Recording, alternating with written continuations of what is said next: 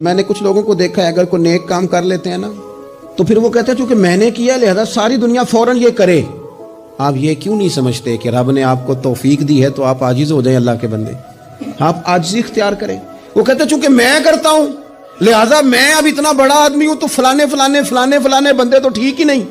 حضرت سعدی شیرازی کہتے ہیں کہ تہجد کا ٹائم تھا پرانے زمانے میں نا, لوگ مسافر اکثر رات مسجدوں میں آ کے گزارتے تھے. تو کہتے ہیں مسجد میں لوگ سوئے ہوئے تھے سارے, تہجد کا ٹائم تھا, میں تہجد کی نماز پڑھ رہا تھا, میرے والد بھی ساتھ تھے. تو میں نے اپنے ابا جی سے کہا یہ دیکھو کتنے بد نصیب ہیں, نفلوں کا ٹائم ہے اور یہ سوئے ہوئے ہیں.